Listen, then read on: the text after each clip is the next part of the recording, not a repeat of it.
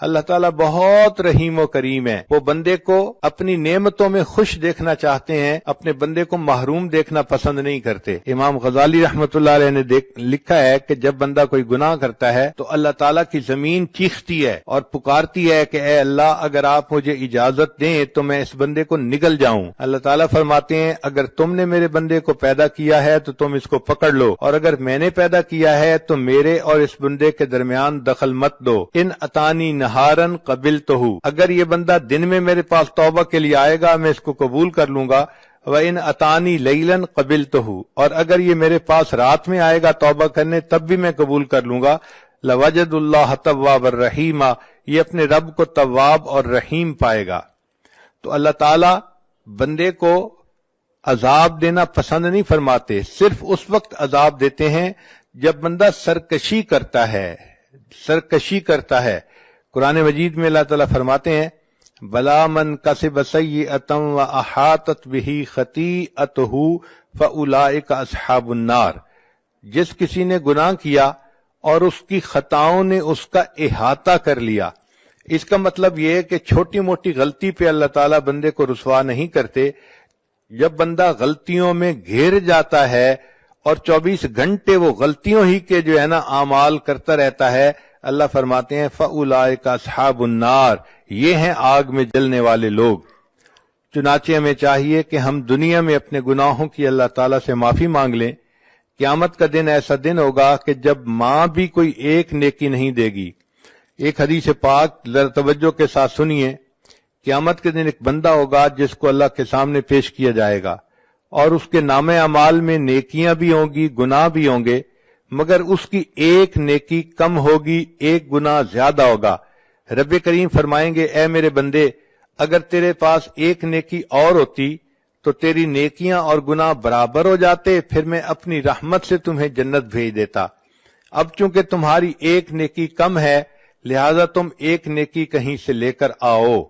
وہ نوجوان بڑے خوشی خوشی اپنے ماں باپ کی طرف جائے گا، اپنی ماں سے نیکی مانگے گا، ماں کہے گی کہ نہیں میں نیکی ایک بھی نہیں دے سکتی۔ وہ بچہ کہے گا کہ دیکھیں میں جہنم میں چلا جاؤں گا، میرے اوپر رحم کھائیے، اور آپ کے پاس تو نیکیاں زیادہ ہیں۔ ماں کہے گی اگرچہ نیکیاں زیادہ ہیں لیکن میں تمہیں اس وقت ایک نیکی بھی نہیں دے سکتی۔ پھر وہ بندہ اپنی بیوی سے نیکی مانگے گا، بیوی بھی انکار کر دے گی۔ پھر اپنے بھائی سے مانگے گا، وہ بھی انکار کر دے گا۔ یوم یفر المرء من اخیہ و امہ و ابی و صاحبتہ و بنی، بیٹا بھی انکار کر دے گا۔ جب سب لوگ انکار کر دیں گے تو وہ بڑا ہی مایوس ہوگا کہ اتنے میرے لوڈ ون تھے اور آج ان کے پاس نیکیاں زیادہ بھی ہیں، یہ مجھے ایک نیکی دینے کے لیے تیار نہیں ہے۔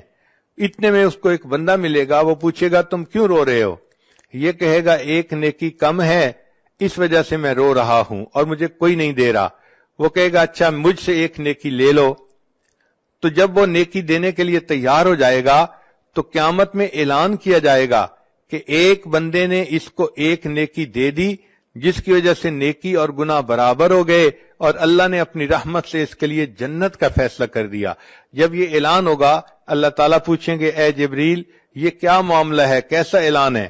جبریل علیہ السلام کہیں گے اللہ آپ کے ایک بندے نے اپنی ایک نیکی دوسرے کو دے دی۔ اللہ تعالیٰ اس نیکی دینے والے کو بلائیں گے اور فرمائیں گے کہ تو کیسا سخی ہے کہ آج کے دن تو نیکی دوسرے کو دے رہا ہے۔ وہ کہے گا یا اللہ میرے نام اعمال میں ایک ہی نیکی تھی اور کوئی تھا ہی نہیں، اور میں نے تو جہنم جانا ہی تھا، میں نے سوچا میں تو جا ہی رہا ہوں، چلو میری نیکی دینے سے یہ بچ جاتا ہے تو میں اس کو بچا لوں۔ اللہ فرمائیں گے اچھا اگر تو نے اپنی سخاوت دکھائی تو میں اس بات کا زیادہ مستحق ہوں کہ میں اپنی سخاوت دکھاؤں، مجھ جیسا سخی کوئی نہیں، چلو میں نے تمہیں بھی جنت عطا فرما دی اور اس بندے کو بھی جنت عطا فرما دی۔ رب کریم تو اتنے مہربان ہیں کہ بندے کے لیے بخشش کے بہانے ڈھونڈتے ہیں۔